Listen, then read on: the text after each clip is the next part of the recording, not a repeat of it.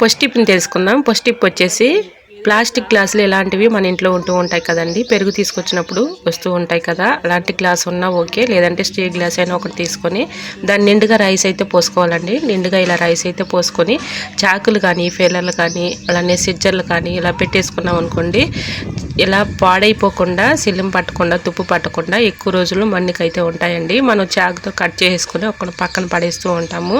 అలా పడేస్తే సిల్లం పట్టిపోయి బాగా తుప్పు పట్టి ఒక్కొక్కసారి చాకులు షార్ప్నెస్ తగ్గిపోతూ ఉంటాయి కదండి. షార్ప్నెస్ తగ్గిపోకుండా పాడైపోకుండా తుప్పు పట్టకుండా ఉండాలి అంటే ఇలా ట్రై చేయండి.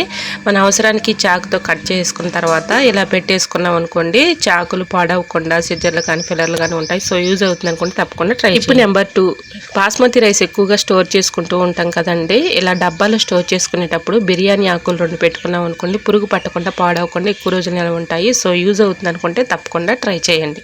టిప్ నెంబర్ 3, బంగాళదుంపలు పాడవకుండా ఉండాలంటే ఇలా ట్రై చేయండి. పాడవకుండా ఎక్కువ రోజులు స్టోర్ ఉంటాయండి. ఇలా బంగాళదుంపలు ఎల్లుల్లిపాయ ట్రైలో ఇలా పెట్టేసుకున్నాం అనుకోండి, బంగాళదుంపలు కుళ్ళిపోకుండా పాడవకుండా ఎక్కువ రోజులు నిల్వ ఉంటాయండి. సో యూజ్ అవుతుంది అనుకుంటే తప్పకుండా ట్రై చేయండి, మీకు రిజల్ట్ అనేది కనిపిస్తుంది. టిప్ నెంబర్ 4, ప్లాస్టిక్ బాటిల్ మూతనైతే ఇలా పార్ట్ని కట్ చేసేసుకొని ఇది బట్టలు ఆరేసుకునేటప్పుడు ఒక్కోసారి బట్టలు క్లిప్స్ లేనప్పుడు ఇలా ట్రై చేసి చూడండి. గట్టిగా స్టిఫ్గా ఉంటాయండి, బట్టలు క్లిప్ కంటే కూడా స్టిఫ్గా ఉంటాయి. ఇలా పెట్టేసుకున్నాం అనుకోండి, గాలికి అటు ఇటు కదలకుండా ఉంటాయి. సో యూజ్ అవుతుంది అనుకుంటే ట్రై చేయండి. టిప్ నెంబర్ 5, కుక్కర్ మూత మీద విజిల్ వచ్చేసి బాగా ఖరాబ్ అయిపోతూ ఉంటుంది కదండి. అది క్లీన్ చేసుకోవాలంటే చాలా కష్టపడుతూ ఉంటాము. అలా కాకుండా ఇలా ట్రై చేయండి.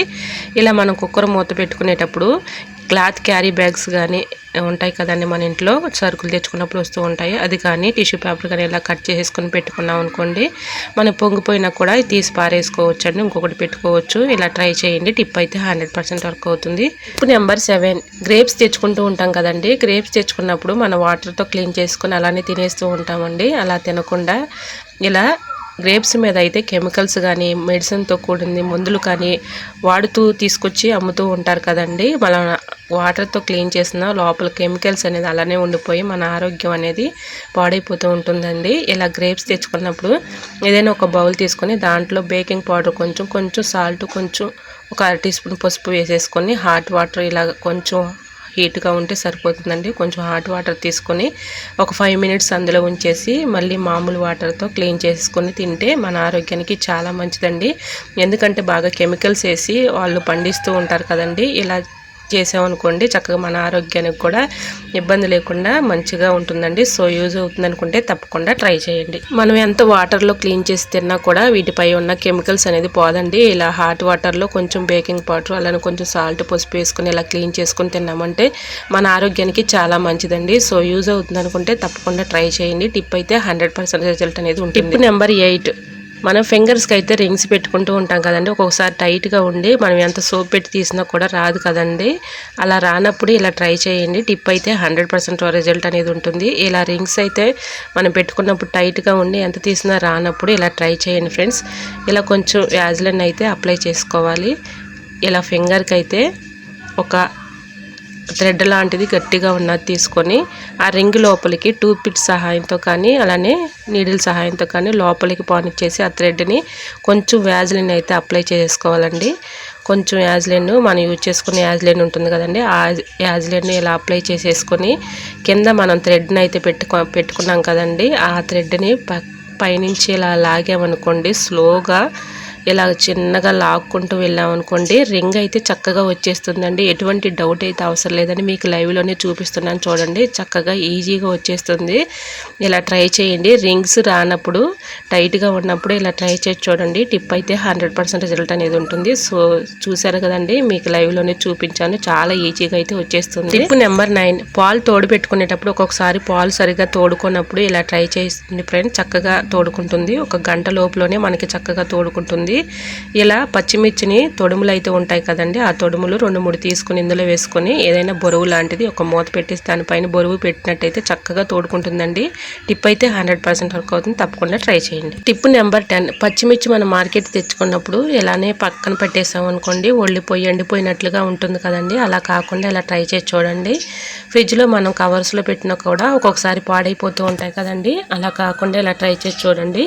ఆయిల్ ప్యాకెట్స్ అయితే ఉంటాయి కదండి, ఆయిల్ ప్యాకెట్స్ ప్యాకెట్స్ని ఇలా యూజ్ చేసుకోవచ్చు. ఆయిల్ ప్యాకెట్స్ ఇలాగా సిద్దరు పెట్టి కట్ చేసేసి అందులో ఇలా పెట్టేసుకొని ఫ్రిడ్జ్లో పెట్టుకున్నాం అనుకోండి, పచ్చిమిర్చి ఎన్ని రోజులు ఉన్నా అలానే ఉంటాయండి. సో యూజ్ అవుతుంది అనుకోండి, తప్పకుండా ట్రై చేయండి. టిప్ నెంబర్ 11, ఇడ్లీ పిండి కానీ దోశ పిండి కానీ మనం ఎక్కువగా రుబ్బుకొని ఫ్రిడ్జ్లో పెట్టుకున్నా కూడా ఒక్కొక్కసారి పులుపు వచ్చేసి బాగా పిండి అయితే బాగోదు కదండి. అలాంటి టైంలో ఇలా ట్రై చేయండి. తమలపాకు శుభ్రంగా క్లీన్ చేసేసుకొని ఇలాగ పిండిలో పెట్టేసుకొని చక్కగా మనం అలా పెట్టేసుకున్నాం అనుకోండి, పులుపు లేకుండా పిండి పులిసిపోకుండా ఎక్కువ రోజులు స్టోర్ ఉంటుందండి. తప్పకుండా ట్రై చేయండి. టిప్ అయితే 100% వర్క్ అవుతుంది. టిప్ నెంబర్ 12, సమ్మర్లో అయితే మ్యాంగోస్ ఎక్కువగా వచ్చేస్తూ ఉంటాయి కదండి. మ్యాంగోస్ ఎక్కువగా తెచ్చుకున్నప్పుడు ఇలా ట్రై చేయండి. మనం ఎంత ఫ్రిడ్జ్లో పెట్టుకున్నా కూడా ఒక్కొక్కసారి మెత్తబడిపోతూ ఉంటుంది కదండి కాయ. అలా మెత్తబడిపోకుండా ఉండాలి అంటే ఇలా ట్రై చేయండి.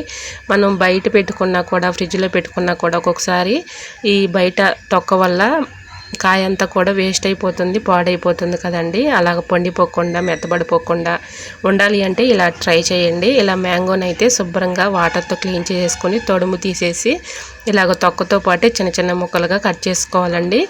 ఇలా చిన్న చిన్న ముక్కలుగా కట్ చేసేసుకొని ఏదైనా ఒక బాక్స్ తీసుకొని దానిలో ఇలా ఈ ముక్కలను అయితే మొత్తం కూడా చిన్న చిన్న ముక్కలుగా కట్ చేసుకుంటున్నాం కదండి. ఈ ముక్కలన్నీ కూడా ఆ బాక్స్లో పెట్టేసుకొని కొంచెం సాల్ట్ వేసేసుకొని ఈ ముక్కలన్నీ కూడా మొత్తం కలిసేలాగా మొత్తం ఇలా కలిపేసుకొని మనం ఫ్రిడ్జ్లో పెట్టుకున్నాం అనుకోండి, ఒక 4 days వరకు కూడా చక్కగా నిల్వ ఉంటాయండి. అంటే ఎక్కువ రోజులు నిల్వ ఉంటాయని నేను చెప్పట్లేదు కదండి. ఇప్పుడు మాత్రం మనం చిన్న చిన్న ముక్కలుగా కట్ చేసుకొని కాయ పాడవకుండా ఒక 2 కాయలు కానీ ఒక కాయ ఉన్నప్పుడు ఇలా ట్రై చేయండి. చిన్న చిన్న ముక్కలుగా కట్ చేసుకొని ఏదైనా ఒక బాక్స్లో వేసుకొని సాల్ట్ అయితే వేసుకొని మొత్తం కలిసేలా కలుపుకొని ఫ్రిడ్జ్లో స్టోర్ చేసుకున్నాం అనుకోండి, మనకి ఎక్కువ రోజులు నిల్వ ఉంటాయి. అంటే మనకి పప్పులో కానీ కర్రీలో కానీ కావాలన్నప్పుడు తీసుకోవచ్చండి వాడుకోవడానికి.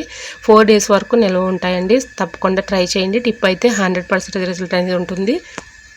చూసారా, ఇవన్నీ కూడా ముక్కల్ని ఇలా పెట్టేసుకొని ఫ్రిడ్జ్లో పెట్టుకున్నాం అనుకోండి, మనకి కావాల్సినప్పుడు తీసుకొని వాడుకోవడానికి పాడవకుండా ఉంటాయి. సో యూజ్ అవుతుంది అనుకుంటే తప్పకుండా ట్రై చేయండి. టెంక్ని కూడా మనం వేస్ట్ చేయకుండా పప్పులో కానీ పప్పుచారులో కానీ వేసుకుంటే టేస్టీగా ఉంటాయండి. తప్పకుండా ట్రై చేయండి. టిప్ నెంబర్ 13, మనకి కాళ్ళ వేళ్ళకి ఒక్కోసారి మెట్లు అయితే టైట్గా బిరుగా ఉండి రావు కదండి. అలాంటి టైంలో ఇలా ట్రై చేయండి, చక్కగా వచ్చేస్తుంది, ఇబ్బంది పడకుండా వచ్చేస్తుంది.